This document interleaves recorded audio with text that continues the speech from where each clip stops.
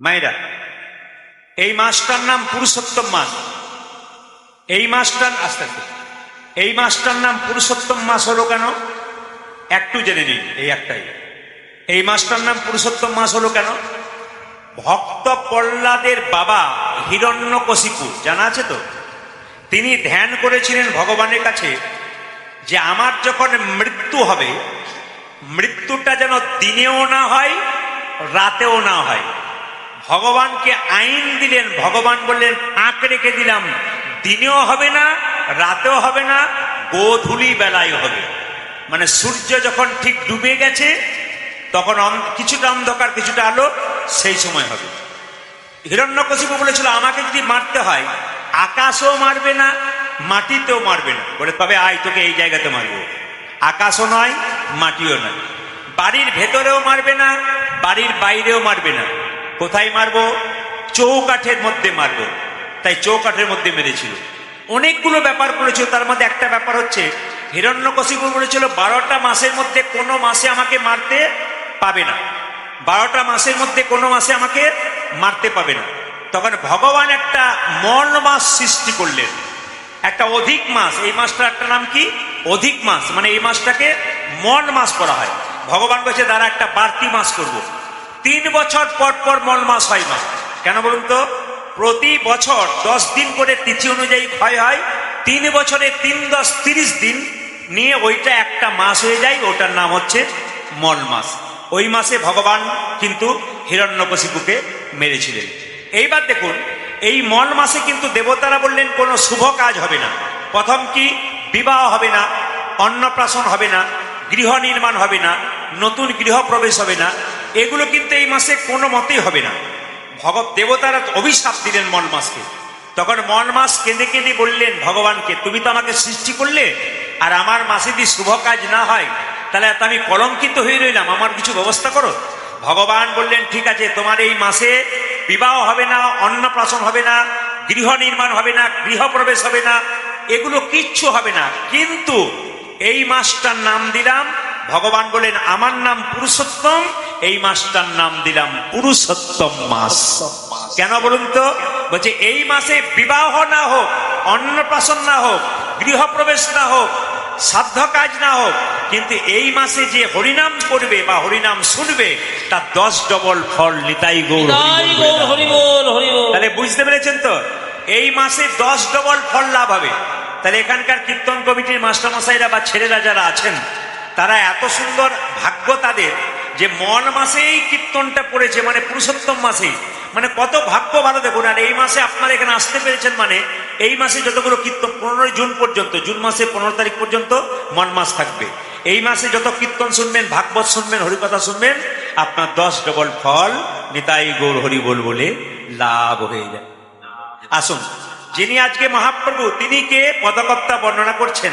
এখন আমার খুব ভালো লাগে যে ইউটিউবের মাধ্যমে সব জায়গায় রাধে রাধে বলাতে এখন আমাকে যেই দেখে কি বলে রাধে রাধে, তার মানে এই একবারে আশ্চর্যের ব্যাপার। আমি কয়েক জায়গায় হিন্দি, বৈদ্যনাথ ধাম গিয়েছিলাম, বৈদ্যনাথ ধাম, ওখানে হিন্দি এবং বাংলা দুই জানে, যেই দেখছে ও প্রদীপবাবু রাধে রাধে, তার মানে বুঝলাম হরে কৃষ্ণ বলছে না, কি বলছে? রাধে রাধে। কিন্তু হরে কৃষ্ণ বললেও হরে মানে কিন্তু রাধে, হরে মানে রাধে, কৃষ্ণ মানে কৃষ্ণ। যদি কেউ হরে কৃষ্ণ বলে তাদের অসুবিধা নেই, কিন্তু যেহেতু বৃন্দাবন তৈরি হয়েছে সবসময় রাধে রাধে বলবেন। কেন বলুন তো? কৃষ্ণ নিজের মুখে বলেছেন যে যদি আমাকে কেউ বিনামূল্যে কিনতে চায় তাহলে রাধে রাধে বললেই বিনামূল্যে কিনে নেন, কোনো পয়সা লাগবে না কৃষ্ণকে কিনতে গেলে, শুধু রাধে রাধে বললে হবে। যেমন মাজন কিনলে ব্রাশ ফ্রি পাওয়া যায়, সেরকম রাধে রাধে বললে কৃষ্ণ ফ্রি পেয়ে যাবে। চলুন আমরা বৃন্দাবনে যাই। ভগবান শ্রীকৃষ্ণ একটা সাপের উপরে চেপেছিল, ওই সাপটার নাম কি মা? জোরে বলুন। জলঢোর, জলঢোরা সাপ। কি সাপ? জোরে বলুন। কালিয়ানাগ সাপ। ভগবান শ্রীকৃষ্ণের কালিয়া দমন লীলা। জোরে বলুন ভগবান শ্রীকৃষ্ণ কি? ভগবান শ্রীকৃষ্ণ কি? আচ্ছা, কালিয়ানাগ পূর্বজন্মে কে ছিল? যে সাপটার মাথায় কৃষ্ণ নেচেছিল আপনার মাথায় চাপলো না, আমার মাথায় চাপলো না, ওই সাপটার মাথায় চাপলো কেন? আপনাদের নবগ্রামে আজকে এসে শুনলাম 2টো ছেলে হয়েছে বাচ্চা, একটা ওই পাড়াতে একটা ওই পাড়াতে। একটা ছেলে সোনার চামচ মুখে নিয়ে বড় লোকের বাড়িতে জন্ম নিয়েছে, আর একটা ছেলে এমন গরিবের ঘরে জন্ম নিয়েছে মায়ের বুকে দুধ পাচ্ছে না। তার মানে একজন খুব গরিবের বাড়িতে, একজন বড়লোকের বাড়িতে। প্রমাণ কি?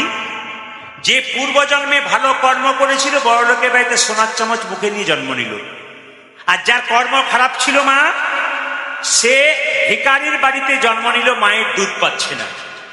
এই নবগ্রামে বাচ্চা জন্ম নেয় নাই, উদাহরণস্বরূপ বললাম।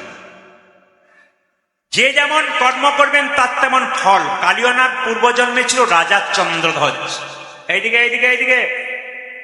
তার পেটে একবার প্রচন্ড যন্ত্রণা হয়েছিল, এত যন্ত্রণা হয়েছিল যে কোনো মতেই ভালো হচ্ছে না। একজন কবিরাজ বললেন, তোমার পেটের যন্ত্রণা ভালো হতে পারে, একটা টোটকা ওষুধের কথা বলবো। তুমি যে রাজবাড়িতে বাস করছো তার পেছন দিকে একটা সরোবর মানে পুকুর আছে। ও মায়েরা, বলছে ওই পুকুরে একটা রাজহাঁস খেলা করছে, সোনালী রঙের রাজহাঁস। ওকে হত্যা করে কেটে তার পিত্তটা খেতে পারলে তোমার পেটের যন্ত্রণা ভালো হবে। আচ্ছা মায়েরা, পিত্ত খেয়েছেন? পিত্ত, মাছের পিঠ খেয়ে ফেলেছেন কখনো কখনো? খুব চিনির মতো মিষ্টি হয় বোধ হয়, তেতো হয়। আচ্ছা আচ্ছা, যাক বলতে পারলেন, খুশি হলাম। ভাগ্যিস আপনারা এসেছিলেন, আমি তো খাই না, আমার জানা নাই।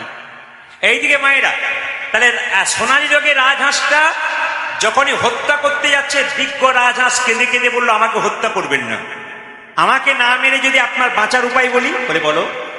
যে সরোবর থেকে আমাকে তুলছো সেই সরোবরের পূর্ব দিকে একটা গাছের উপরে একটা সাধু বাবা বসে আছে, মুনি ঋষি।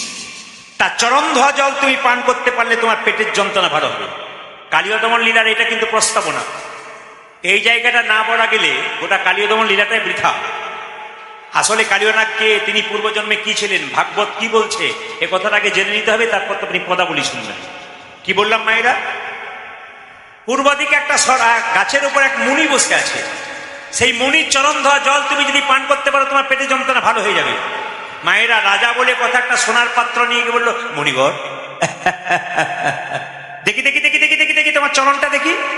ডান পাটা এগিয়ে দিয়েছে মুনি, পুঁজ আর রক্ত। ছি, এই জল আমি পান করতে পারবো না। ও মুনি, তোমার বাঁ পাটা এগিয়ে দাও। বাঁ পাটা যখন এগিয়ে দিল, পুঁজ রক্ত তো রয়েছে, আবার ছোট ছোট পোকা কিলবিল কিলবিল করছে। ছি, এই জল আমি পান করতে পারবো না। তবে রাজা একটা ভালো কাজ করেছিল, মা, বৈষ্ণবের চরণ ধোয়া জল পান করে নাই, কিন্তু বৈষ্ণবের চরণ ধোয়া জল মাথায় করে বাড়ি এনেছিল।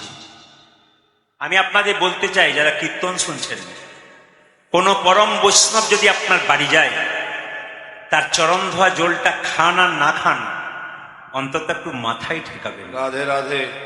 বৈষ্ণবের চরণ ধুলিতে পুণ্য আছে মায়েরা। ভক্তপদ ধুলি আর ভক্তপদ জল, ভক্ত ভক্ত শেষ হয় 3 মহাবল।